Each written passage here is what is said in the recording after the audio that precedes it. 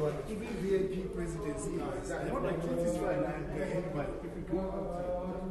But that is why I am saying, no, that is why I am saying we have time. We have time. Let's go out so that if it is our responsibility, we will sort it out. But if it is somebody's responsibility, let them face their own responsibility. We are fine. Thank you.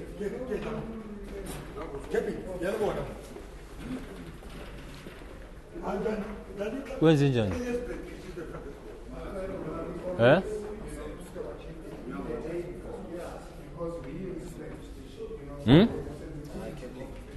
Go pay my pants. How?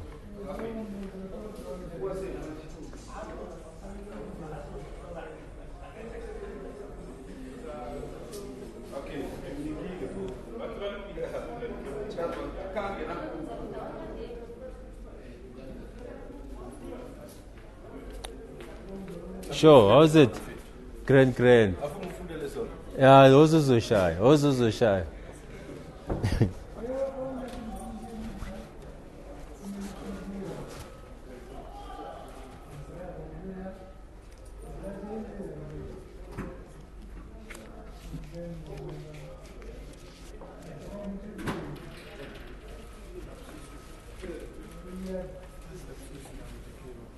Huh?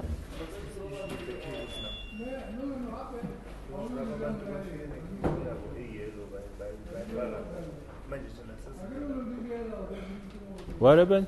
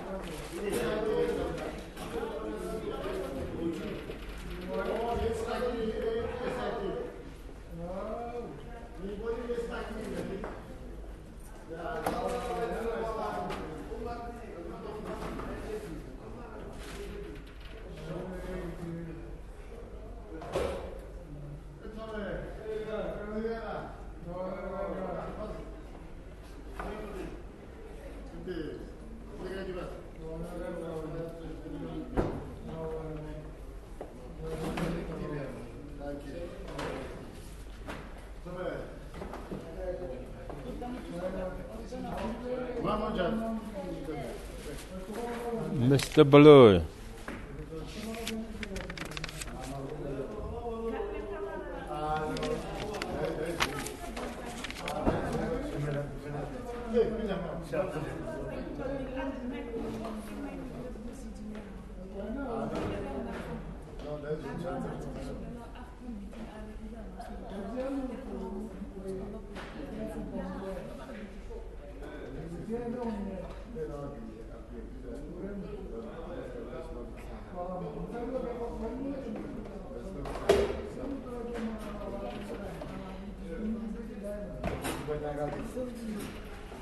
Mr. Baloy, minjan. You're gone.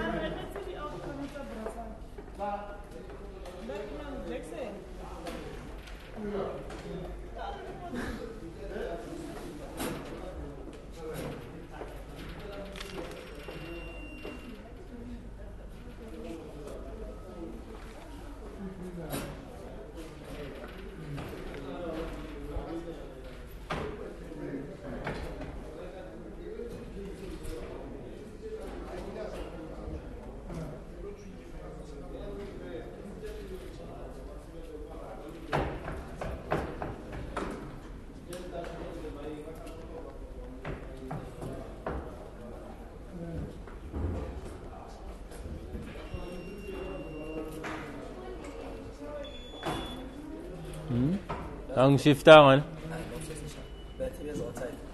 Manje basesebhizi ngenye interview. Gaza. Yeah? Okay. Change your quick, yeah.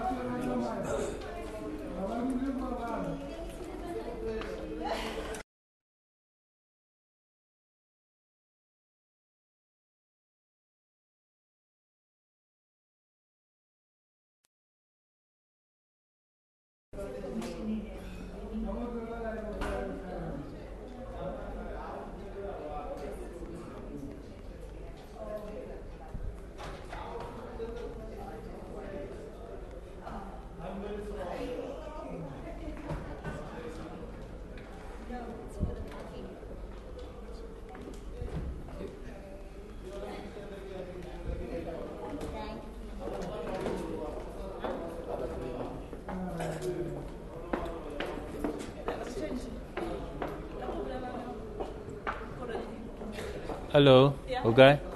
All right.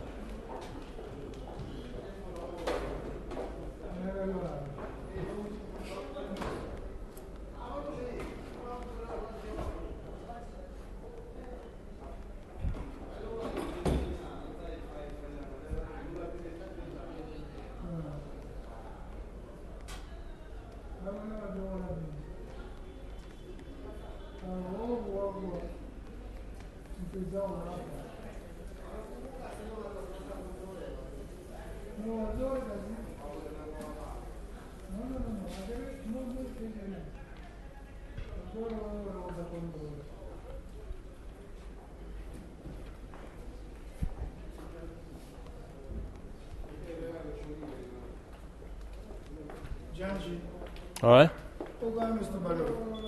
Oh, fitile normal. Nali busy mo phone. Is it? Yeah. Yeah, man. They got I think you're going to I think two things. These guys, but for media, but too much. We can take scenario at least one broadcaster. I can nice 4 cameras. Yeah. Everybody tap on the feed. Yeah. All these cameras that will be more complete. That will be neat, clean. Yeah. Secondly, also a mates. Kanako. 20 minutes I would do the class. We'll see the pictures. Yeah. And then hello. Hello. Yeah. Want to phone. All right. No. Better than yesterday, my brother. Yeah, be brief. I'm just about to work now. I'm here to Yo, what's that now? Yeah, what will be in connection with what? Oh, okay. Okay. Yes. No, that's fine. Zaman, you're playing music. Ish, playing some SABC one advert in my ear now.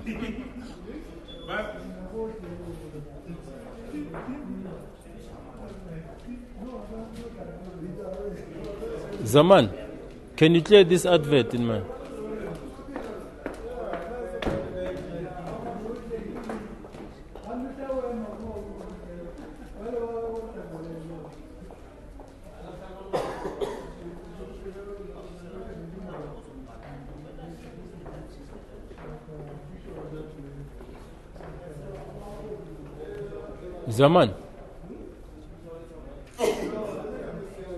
Zaman, are you there? Ish, yazi badlala ama-advert ngomuzwa kanjani u-Eben?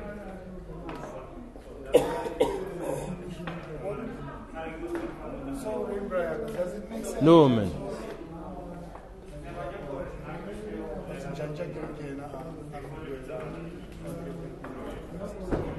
Are you happy,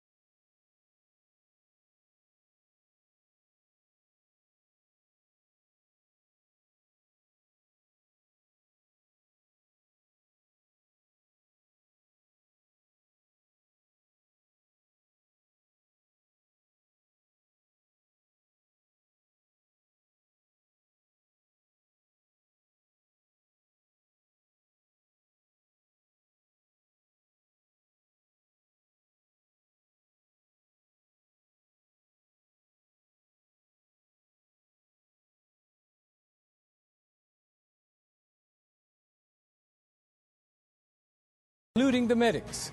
This photo via at Aya Hamidin. Now, yesterday, 45 years ago, Apollo 11 astronauts Neil Armstrong and Buzz Aldrin became the first humans to set foot on another world. Armstrong's one small step for man, one giant leap for mankind on the moon on the 20th of July, 1969, still stirs hearts today. Let's take a look at this historic moment. It's very fine. I'm going to step off the limb. That's one small step for man, one giant leap for mankind. That's one small step for man, one giant leap for mankind.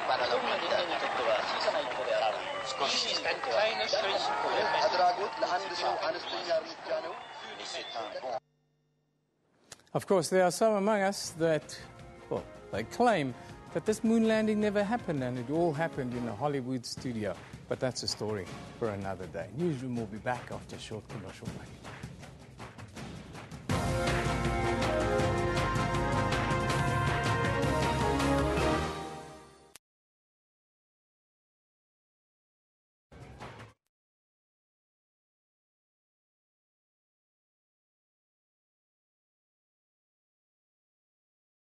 Can you still hear me? Njanji? Yeah, man, Eben, what's up, dude? Yeah. Guys, I've got a bit of a hum on the line here with Njanji. It's like an echo. Njanji, can you hear me now? No, I can hear you. I can hear you, Eben. Okay, yeah. Great. I can hear you. Njanji, we're about 30 seconds away from you. We're just in a break, okay? Chat to you now. Nozantombi, can you hear me? Yeah. Hi, Eben. I can hear you. Hello, beautiful. How are you? I'm getting yourself gorgeous. Don't be shy. It's okay to be pretty. I'll chat to you now, yeah? After the next break, I'm speaking to Njanji first, so I'm going to make you wait today. Okay, I'll wait. It's sorted out. It's sorted out. Thank you.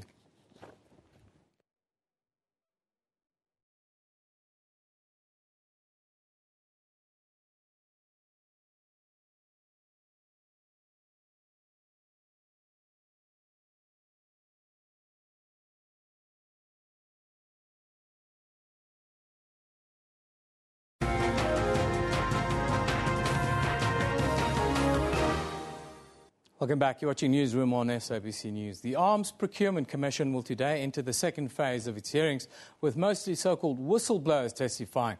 This after concluding its first phase on Friday with the testimony of former President Thabo Mbeki. The second phase will deal with allegations of fraud and corruption into the 1999 controversial multi-billion rand arms deal.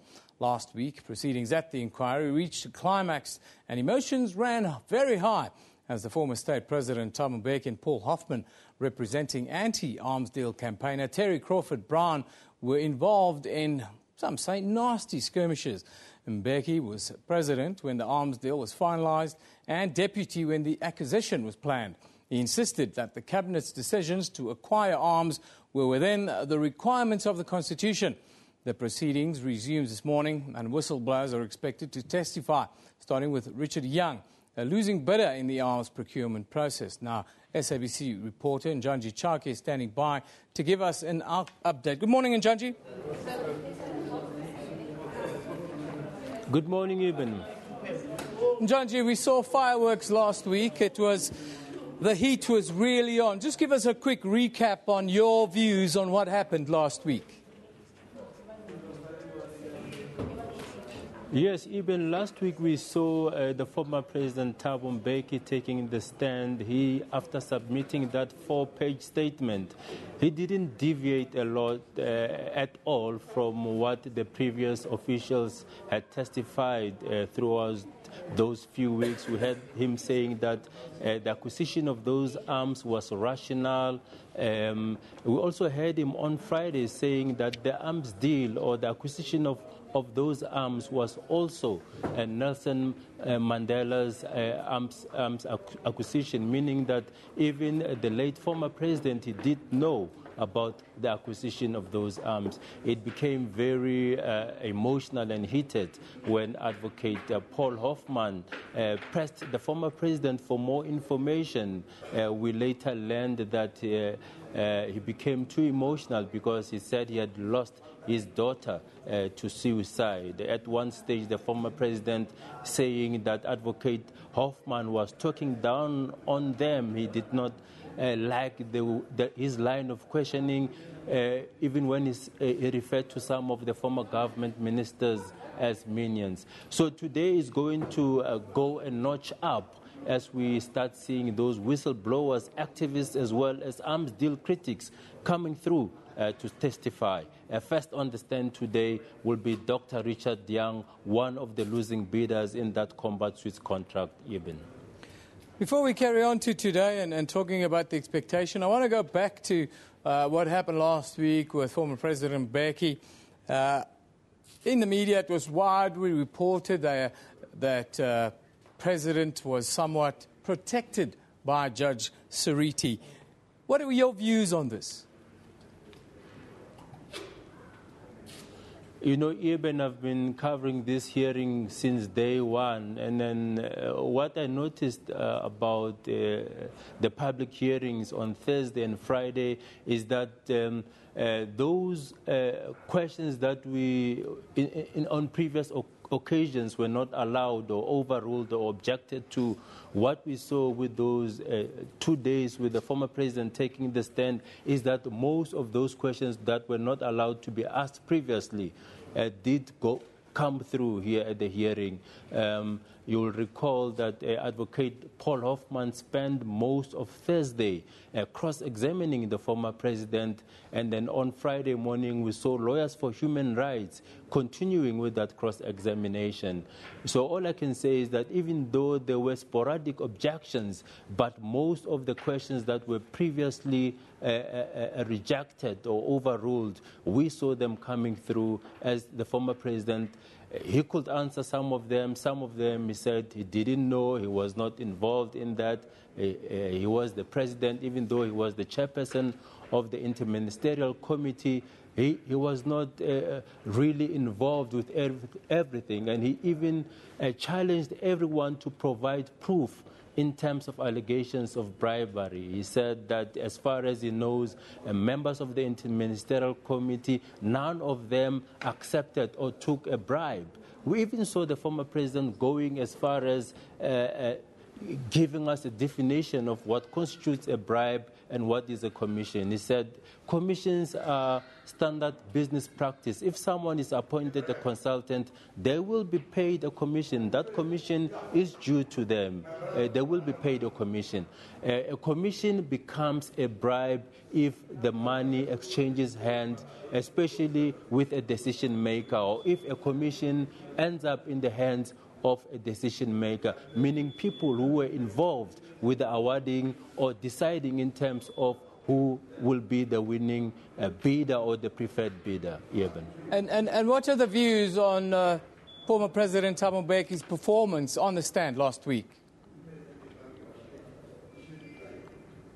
There were mixed views.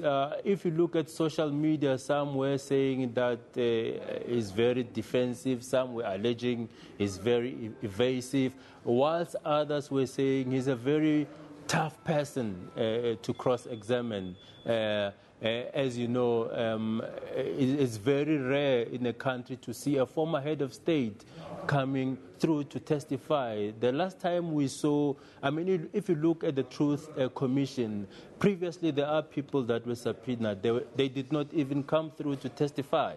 But what is different about this commission is that we are seeing a former head of state that was subpoenaed, and he says that he came here voluntarily and he came to give the information. He came to assist the commission in terms of the information that they require in order to make certain findings before they can compile that report to President Jacob Zuma. So I can say that since the commission started, really, the highlight was to hear that testimony by the former President Thabo Mbeki, even though at certain stages he appeared very irritated, if I can use that term, with the line of questioning of Advocate Paul Hoffman, because Hoffman was really asking any question that came to mind, as well basing his information and on stuff that has been lifted from the internet, stuff that has been lifted from books that have been written about the arms deal. Here we're talking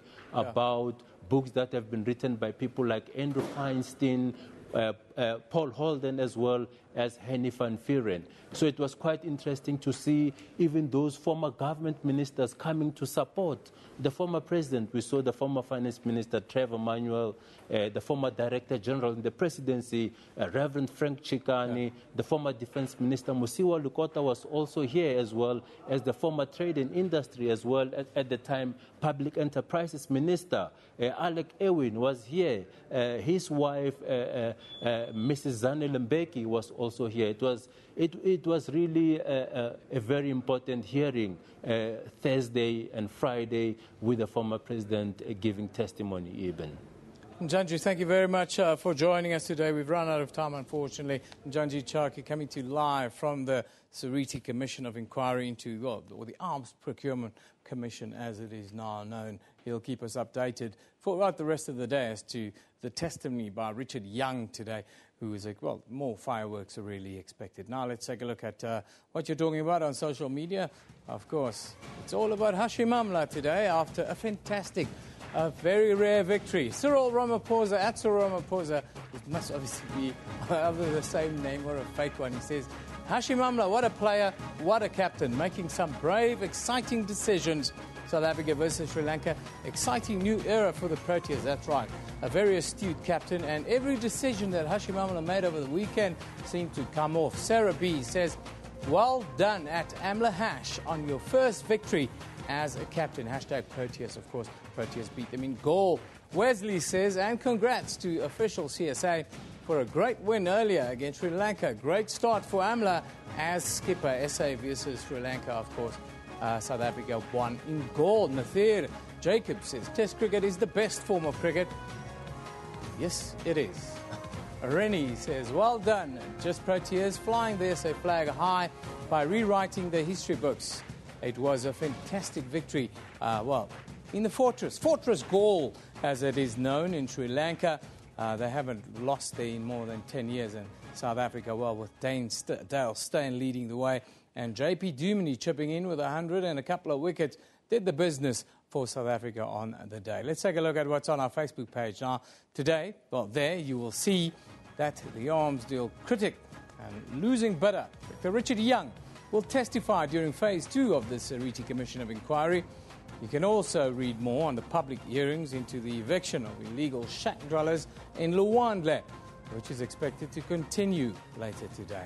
And on Sand Parks, denying that the Kruger National Park plans on moving 500 of its rhino out of the park and selling half of them to private buyers. You can find all of these stories and more on our Newsroom Facebook page. Time for us to take a short break. You're watching We're not taking a break yet today.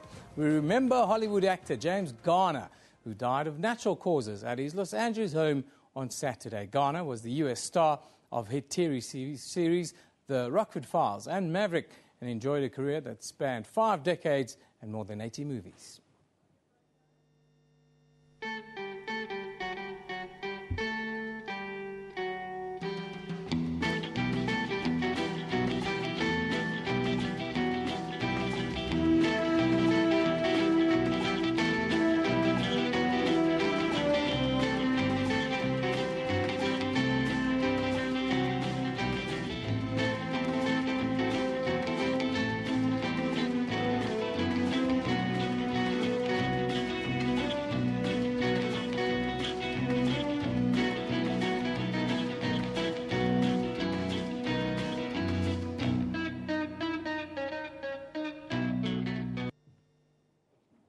James Garner, rest in peace. You're watching Newsroom. We'll be back after a short break.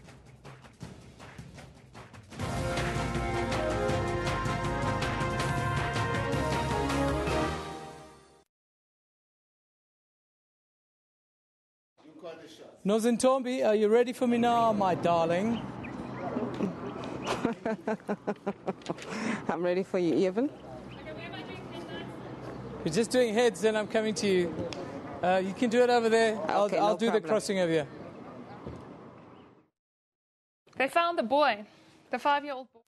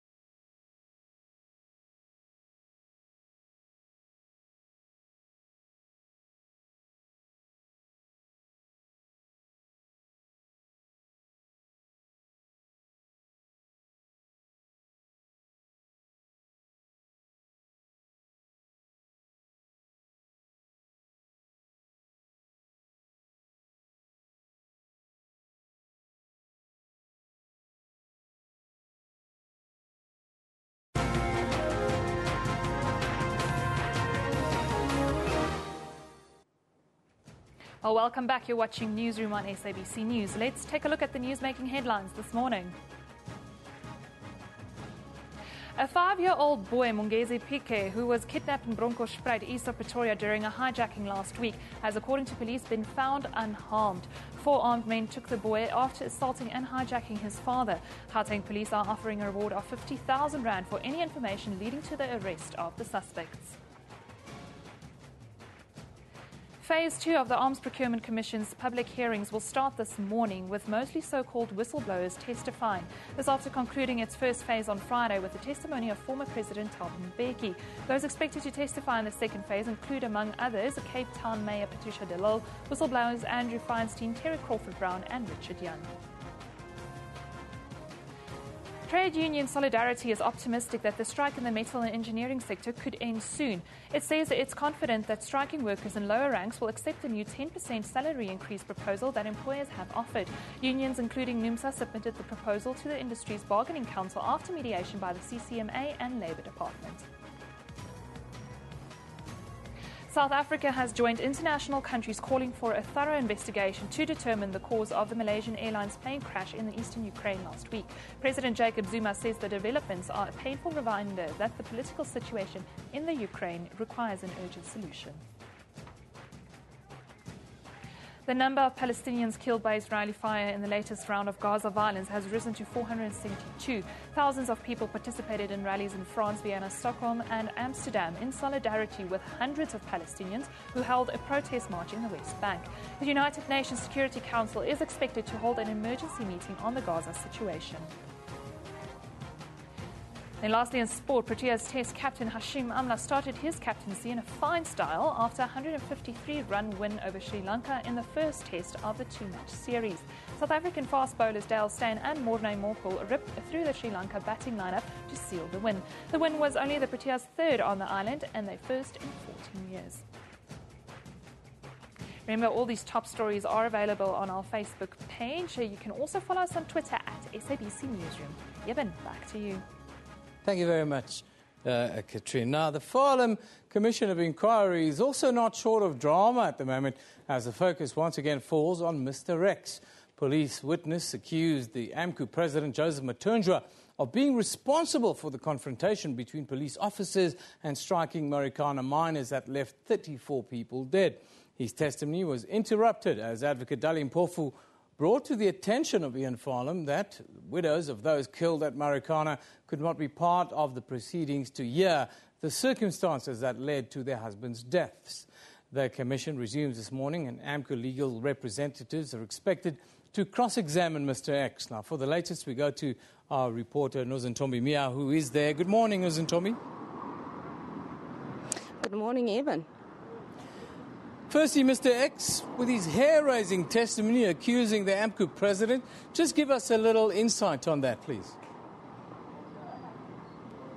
Well, Mr. X certainly hasn't been short of any interesting or hair-raising testimony. You will remember that the bulk of his testimony last week, he came out with two major points. The first point was that he felt that his life was in danger, as he believed that there were people who had gone to his family home and expressed to his family that his life was in danger. That was one of the big major things that ended up causing security here at this particular commission to be stepped up even further amid security concerns over Mr. X's safety. The other big point that came out of Mr. X's testimony was that heartfelt apology, it seemed to some, when he apologized on behalf of himself for the murders that were committed by the Makarapa miners who were on the copy. You'll remember those Makarapa miners killed 6 people, 2 Lonmin security guards, 2 police officers, and by all accounts 2 other miners that happened to be going to work. So he's certainly not been short of any interesting testimony, and we're expecting further testimony that comes out of Mr. X. He does seem to when it comes to cross-examination, because he doesn't seem to be able to keep his story straight when he gets pressed for further details. He also described how the security guards pleaded for mercy before protesting mine workers kill them. Will that also not be crucial information then that will be put forward? Well, I certainly think that almost all the people that were killed by the Makarapas pled for mercy. And it certainly wasn't the only one person that had pleaded for mercy. But you will remember that those Makarapas on the mountain were not budging. They wanted that 12,500 rand increase, and they were willing to do anything, whatever it took for them to get it. And we saw, obviously, they went and they secured the services of a Sangoma who would give them muti that would strengthen them or make them invisible to police bullets. But it has been a very harrowing account of how they were killed. One of the Lonmin security guards, Hassan Fundi, he was one of the security guards that were killed, and his lower jaw was hacked off and certain parts of his face was hacked off so that the miners could then make muti out of his body parts. And that has been such a difficult testimony for his wife to deal with. And it's not just her that's dealing with it. It's the widowers of not just the 6 people who were killed by the Makarapas, but also the widowers of the 34 miners who were killed by police. It's been absolutely difficult for them to hear the graphic details of how their loved ones were killed. And Mr. X does seem to be taking out all this particular information on how, when, and where it was done. But one of the biggest points that Advocate Ndumisa seems to be pressing on him is that his testimony doesn't seem to have any factual basis. It doesn't seem to have any corroboration aside from some of the post-mortem reports. But even those post-mortem reports don't accurately reflect whatever it is that Mr. X has been saying. And he's been accused of tailoring his evidence to suit whatever it was that the police had decided was going to be their defense line. And you'll remember that the police defended their actions and they said that they were shooting in self-defense.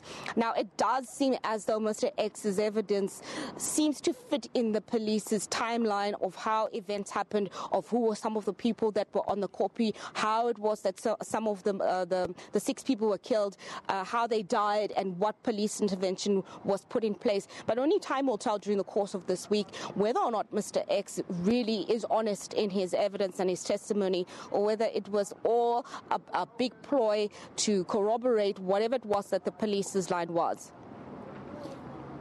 And Tommy, just tell us, how long do you expect Mr. X still to be on the stand, and then who is to follow?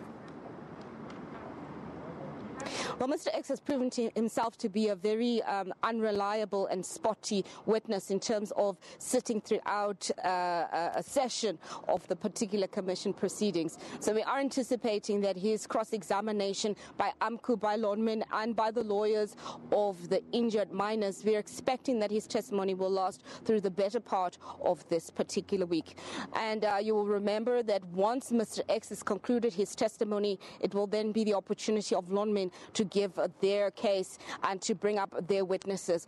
At the moment, we still have no details yet on who it is that Nonman will be calling up, but we'll certainly be keeping you updated as soon as we find out. But that will most likely be closer to Thursday or Friday when we do find out from Nonman who are some of the witnesses that they are expecting on the stand, how long they're expecting to have their case, and how many witnesses they are anticipating on the stand. What we do know is that there's still at least 20 more witnesses overall that still need to be cross-examined or still need to give their testimony here. So it does seem as though the clock really is ticking on this particular Farlam Commission. 20 people before the 30th of September. It does seem very dicey they'll be able to conclude with those 20 people. Ntombi, thank you very much for joining us this morning. That is Ntombi Mia coming to you live from the Farlam Commission of Inquiry, where Mr. X, the man who's causing quite a stir, is expected to take to the stand this morning to continue testimony and then face cross-examination at the Commission on, well, the role of the police and how the matter played out. Now, here we have your views, your comments at SABC. Newsroom, of course, is where you can sit, is where you can interact with us. Mr. Flows says, Advocate Dalian Popi slam dunk Mr. Nachim Tetra really hard. Honourable Minister gave conflicting answers. Hashtag Marikana. That's from Mr. Flows. Shanti Abubakar says, Bezos over Barry Roo any day. Hashtag Farlam Commission. Then is it Leslie or Leslie? Leslie says, I don't know which evidence is more laughable, Mr. X's testimony or Mr. Mbeki's. Hashtag Farlam Commission and Seriti Commission, of course, giving you updates from both. Mlungisi Boy says, Dalian Pofu has accused Nati Ntetwa of bowing to political pressure and lying to the Farlam Commission, saying he should be charged with murder. Peter says, if people are not charged at the end of the Farlam Commission, then it served no meaningful purpose. And Zingiza says, Mr. X is back on the stand today. Yes, that is what we've been reporting this morning. And Mr. X is expected to be back on the stand for most of the rest of the week. We'll keep you updated on all of our platforms, how that breaks. Of course, you can go to our Facebook page. You can also at SABC Newsroom on Twitter, or you can follow Ntombi or any of our other reporters on the stories that you're interested in. We'll keep you updated as to the latest developments to the minute on our Twitter feeds. Now, that's where we wrap it today. Thank you for watching. Newsroom is broadcast every weekday morning between 9 and 10 a.m. from our studios here in Johannesburg, South Africa. The show repeats at 2 in the afternoon with a rebroadcast at 5 a.m. the following morning. We're also live on YouTube at that time with the entire show available on our YouTube channel. From our side, say a very good morning to you. This is SABC News. You've been watching Newsroom. We love it in the morning.